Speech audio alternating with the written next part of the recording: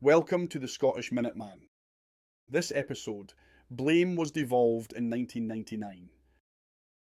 I was in the pub the other night moaning away to Ailey.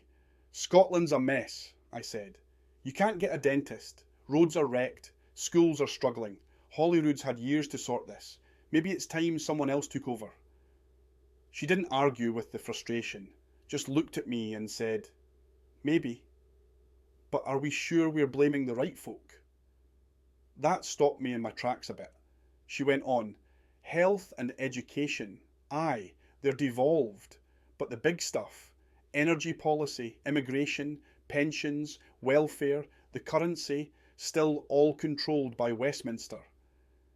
Then she added, about 60% of the Scottish budget still comes from Westminster through the block grant, and Holyrood only controls around 40% of what it spends. That's it. Even the tax powers we've got are limited. We can adjust income tax on wages, but that's it. Nothing on savings, nothing on dividends.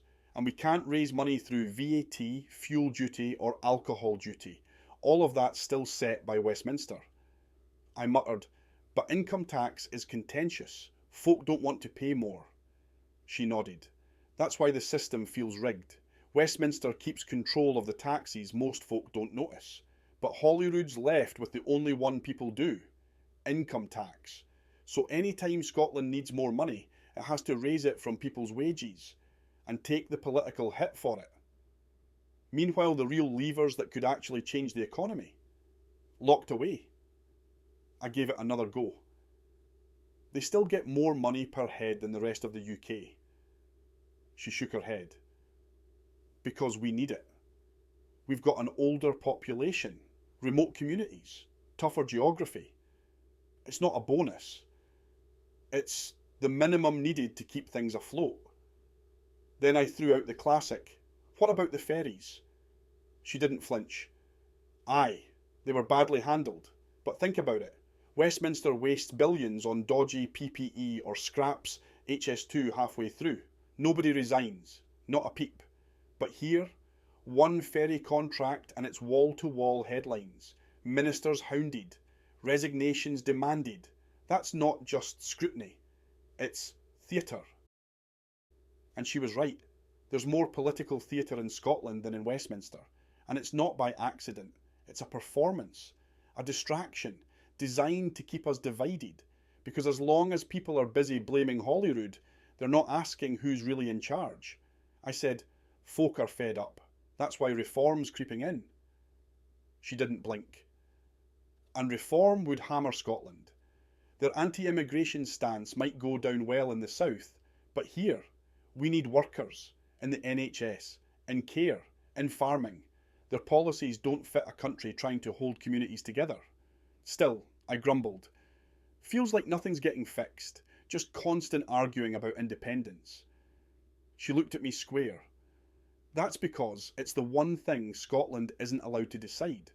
Holyrood can't even hold a referendum unless Westminster says so, and every Prime Minister, red or blue, keeps saying no.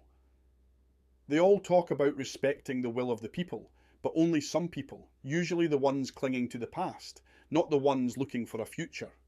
That stuck with me. Holyrood can ask the question. Westminster refuses the answer. That's not democracy. It's a veto on our future, and it can't keep going on like this. Meanwhile, the public's being trained to blame Holyrood for everything. Potholes, waiting lists, energy bills, you name it. The message is drilled in. Blame the Scottish Government. Endlessly, loudly, automatically, but never look deeper, never look up. And that's when it really hit me. We've been handed responsibility without power. Just enough rope to hang ourselves. Not enough to build anything better. Blame was devolved in 1999. Power wasn't. And I'll admit it, I've spent years pointing the finger in the wrong direction. Not because I'm daft, but because it's easy. We're fed the outrage, so we don't ask the real questions. Outrage is easier than answers. Theatre is easier than truth. Now, I'm not saying I've made up my mind on independence. Still got questions. Still weighing it all up. But I'll tell you this. Denying Scotland the right to choose, that's wrong. You can't claim to respect a nation while silencing its voice. And if we're ever going to fix what's broken, that's where it has to start.